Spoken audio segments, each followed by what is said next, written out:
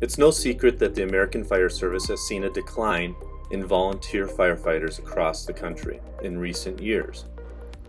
And we need to continue to find new ways to recruit new members and retain our existing membership so that we can continue to serve our communities.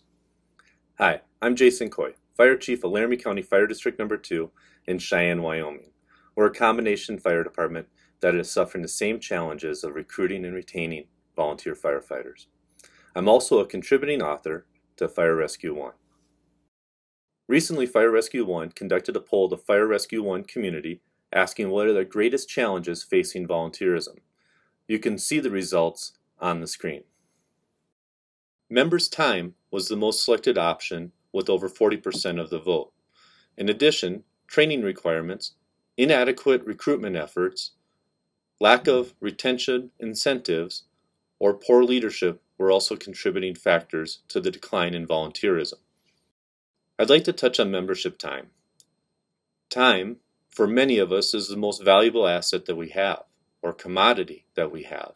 And it's important that a volunteer feels that the organization respects and cares about their contribution of time.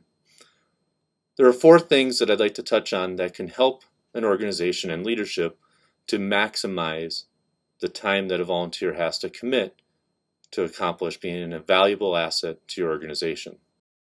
The first suggestion is to break the mold. For generations, many volunteer fire departments have used the same model to deliver training, to deliver information, and to interact with the members. That model might not fit your community's needs today.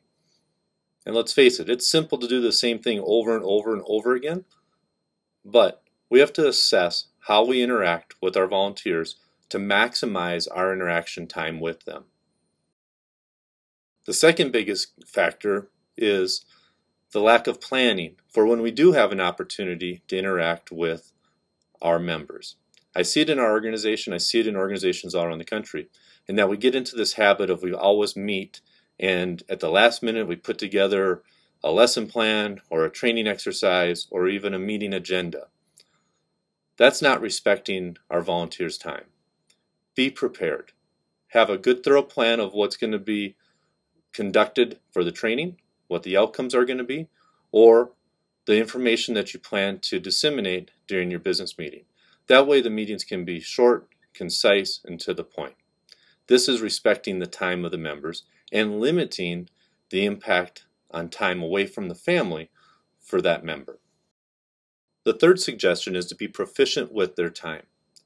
Maximize their time by conducting multiple evolutions while you have them, addressing the bread and butter of the service that you provide your community.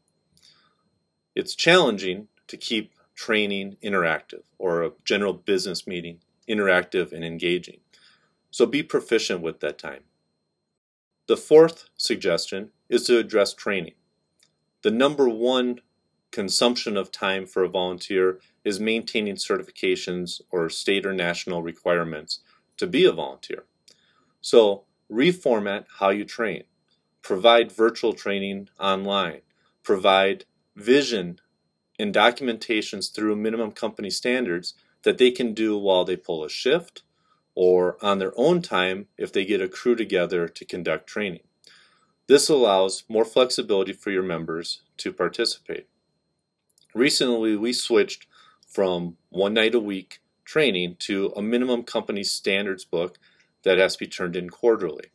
That quarterly booklet provides the framework of training that's required for our members to stay active and proficient with their skills. We provide a vision of what the training should look like, so they watch the vision. We provide documentation of the expectations of what that training outcomes are. And then we require them to sign off that it was completed and turn it in.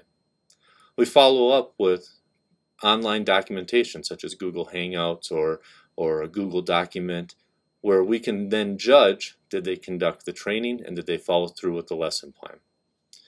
This allows us to maximize their time. They get to come in when it's convenient for them, and it also builds camaraderie and teamwork because they have to bring a volunteer or two with them to conduct engine company operations. So evaluate training and adjust it to fit today's society and the needs of our members today. Our members' time is critical. We ask a lot. Through state and national certifications and licensure requirements, it becomes very daunting for a member to participate. Make it easy by being proficient, being prepared, breaking the mold of how we've always done it, provide new interactive ways for members to participate, and finally, care. Listen to their needs and adjust your organization to fit today's volunteer needs. On behalf of Fire Rescue 1, I'm Jason Caughey, Fire Chief, Laramie County Fire District Number 2. Thank you for your time.